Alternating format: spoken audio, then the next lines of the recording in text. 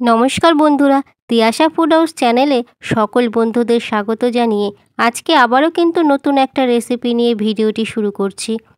আজকে আমি আপনাদেরকে বানিয়ে দেখাবো চিংড়ি মাছ দিয়ে একটি নিত্য নতুন রেসিপি, যেটা গরম ভাতের সঙ্গে জাস্ট জমে যাবে খেতে গেলে। দুপুরবেলায় যদি গরম ভাতের সাথে এই চিংড়ি মাছের রেসিপিটা পাওয়া যায়, তাহলে আমাদের মনে হবে যে আর একটু ভাত বেশি খেতে পারবো।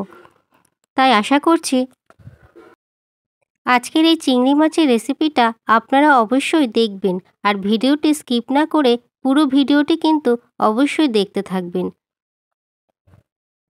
রান্নার সবার প্রথমে কি করব, চিংড়ি মাছগুলোর মধ্যে নুন আর হলুদ মাখিয়ে 15 মিনিটের জন্য রেখে দেব।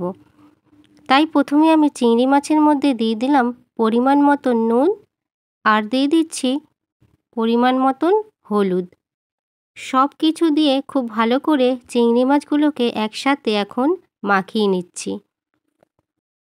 আজকের যে চিংড়ি মাছ রেসিপিটা তৈরি করব, তার জন্য কিন্তু চিংড়ি মাছগুলোকে আমি ভেজে নেব না। আমরা তো ভাজা চিংড়ি মাছ সবসময় খেয়ে থাকি, কিন্তু আজকের এই ভাজা ছাড়া চিংড়ি মাছের রেসিপিটা একবার হলেও আপনারা কিন্তু বাড়িতে বানিয়ে দেখবেন। এখন মূল রান্নায় চলে এলাম। প্রথমে কড়াইতে দিয়ে দেব সর্ষের তেল। আমি 2 টেবিল স্পুন সর্ষের তেল দিয়ে দিলাম। তেলটা গরম হয়ে গেলে ওর মধ্যে ফোড়ন দিলাম 2টো তেজপাতা, গোটা জিরে, গরম মশলার মধ্যে দারচিনি, লবঙ্গ, এলাচ আর গোলমরিচ। ফোড়নটা থেকে যখন সুন্দর গন্ধ বেরোবে, তখনই ওর মধ্যে আমি পেঁয়াজ দিয়ে দিলাম। এখানে 2টো ছোট সাইজের পেঁয়াজ কেটে নিয়েছি। পেঁয়াজটাকে খুব ভালো করে ভেজে নিতে হবে প্রথমে। পেঁয়াজটা যখন ভালোভাবে ভাজা হয়ে যাবে, তখনই ওর মধ্যে আমি দিলাম 4 থেকে 5 কোয়া রসুন বাটা।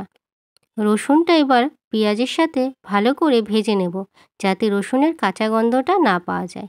এরই মাঝে আমি একটা মশলা বানিয়ে নেব। সেটা হচ্ছে, একটা বাটির মধ্যে দিয়ে দিলাম জিরে বাটা, আদা বাটা, কাঁচা লঙ্কা বাটা, আর দিয়ে দিচ্ছি 1 চামচ হলুদের গুঁড়ো, আর দিয়ে দিলাম 1 চামচ ঝাল লঙ্কার গুঁড়ো। এরপরে দিয়ে দিচ্ছি জল। জল দিয়ে সব মশলাগুলোকে একসঙ্গে মিশিয়ে দেব।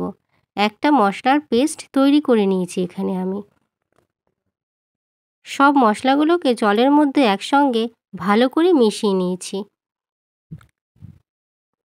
এরপরে পেঁয়াজটাও বেশ সুন্দর ভাজা ভাজা হয়ে গেছে, আর রসুনের কাঁচা গন্ধটাও চলে গেছে। তারপরে দিয়ে দিচ্ছি একটা টমেটো। টমেটোটা পেঁয়াজের সঙ্গে ভালো করে কষিয়ে নিতে হবে প্রথমে। মোটামুটি টমেটোটা কিন্তু কষানো হয়ে গেছে, আর পেঁয়াজটাও অনেকটাই সিদ্ধ হয়ে গেছে। তারপরে দিয়ে দিলাম যেই মশলাটা পেস্ট করে রেখেছি জলের মধ্যে, সেই মশলাটাকে দিয়ে দিচ্ছি এখন পেঁয়াজের মধ্যে। মশলা দেওয়ার পরে খুব ভালো করে মশলাকে এখন কষিয়ে নিতে হবে পেঁয়াজের সাথে। কারণ মশলা যদি খুব ভালো করে কষানো হয়, তাহলে তরকারির টেস্টটাও কিন্তু বেশি ভালো হয়। মশলা কিন্তু ভালোভাবে কষিয়ে নিয়েছি, আর তেলও ঝরে গেছে মশলা থেকে। তারপরে চিংড়ি মাছগুলোকে মশলার মধ্যে দিয়ে দিচ্ছি। চিংড়ি মাছ দিয়ে মশলার সাথে 3 থেকে 4 মিনিট কষিয়ে নিতে হবে, যাতে মাছগুলো সিদ্ধ হয়ে যায়। এইভাবে বন্ধুরা আপনারা চিংড়ি মাছ রান্না করবেন, খুবই ভালো লাগবে খেতে। বাচ্চা থেকে বড় সকলেই পছন্দ করবে। এরপরে দিয়ে দিচ্ছি পরিমাণ মতন নুন। নুন দিয়ে এবারও ভালো করে নেড়েচেড়ে মাছগুলোকে কষিয়ে নিচ্ছি।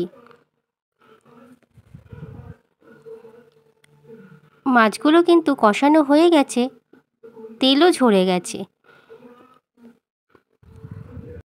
তবে চিংড়ি মাছের এই রান্নাটার জন্য বেশি জল দিতে হবে না।